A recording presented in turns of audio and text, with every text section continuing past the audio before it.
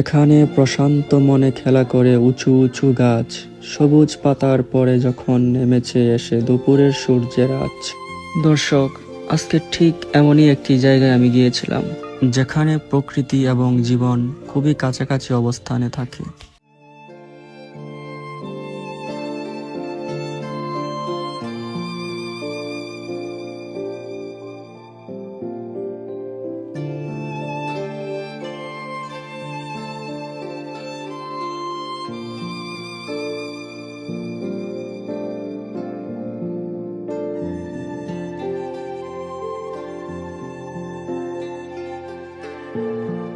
জায়গাটিতে যেতে হলে আপনাকে প্রথমে কিশোরগঞ্জ সদর থেকে চামড়া পর্যন্ত যেতে হবে, আর কিশোরগঞ্জ থেকে চামড়ার দূরত্ব 20 কিলোমিটার। এরপরে ফেরি অথবা নৌকা দিয়ে আপনাকে নদীটি পার হতে হবে। নদী পার হওয়ার পর এখানে লোকাল রিক্সা অথবা অটো থাকে। লোকাল গাড়ি দিয়ে যেতে চাইলে আপনাকে বড়িবাড়ি ফেরিঘাট পর্যন্ত যায় এমন অটো বা রিক্সাতে উঠতে হবে। লোকাল রিক্সার জনপ্রতি ভাড়া 25 টাকা, আর লোকাল অটোর জনপ্রতি ভাড়া 20 টাকা।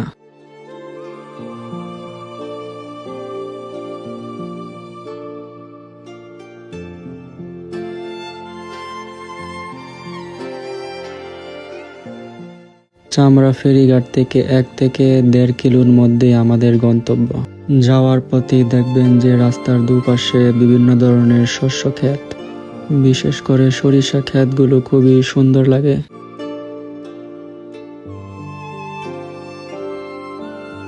দর্শক, কথা বলতে বলতে আমরা আমাদের গন্তব্যে প্রায় চলে আসছি। রাস্তার পাশে একটি গাছ এবং একটি বাড়ি দেখা যাচ্ছে। আমরা এখন এখানেই নামবো।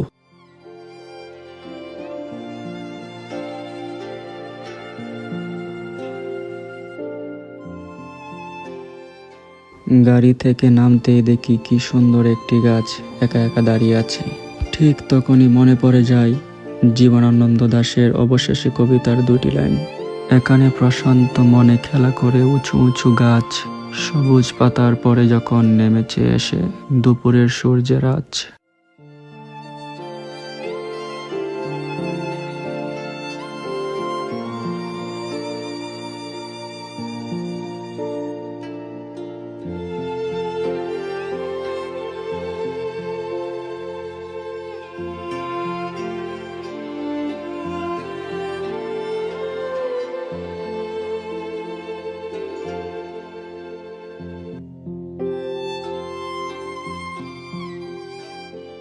দর্শক, সামনে একটি ছোট্ট গ্রাম দেখা যাচ্ছে।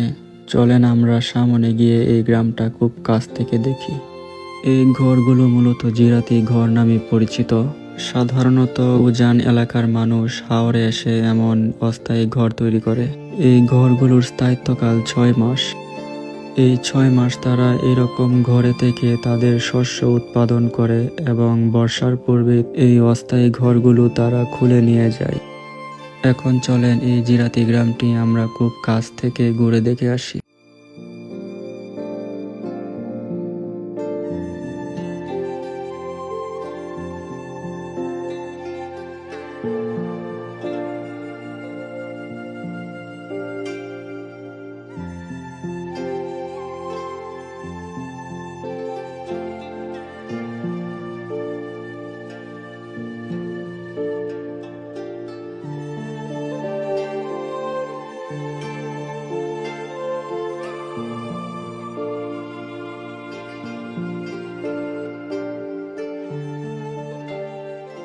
দর্শক, এখানে আসলে আপনাদের মন ভালো হবে, এটা একদম গ্যারান্টি দেওয়ার মতোই।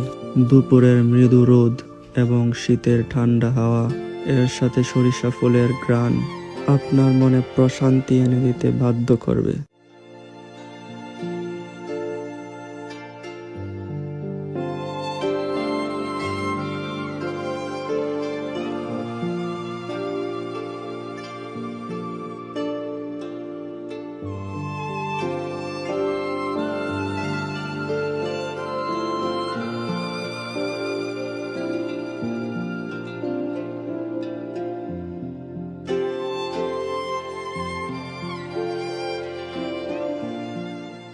এখন চলেন আমরা আরেকটু সামন থেকে ঘুরে আসি।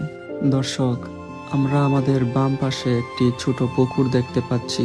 এই পুকুরে তাদের গৃহপালিত গরু, ছাগল এইসবের গোসল করায়। দূরে একটি গাছ দেখা যাচ্ছে, চলেন আমরা এখন এই গাছটির নিচ থেকে ঘুরে আসি।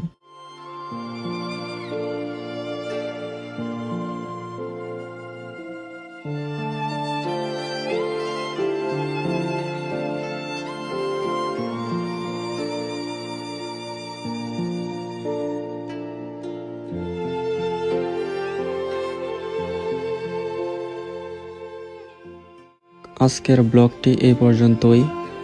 দেখা হবে পরবর্তী নতুন কোনো ব্লগে। সবাই ভালো থাকবেন, সুস্থ থাকবেন। ধন্যবাদ।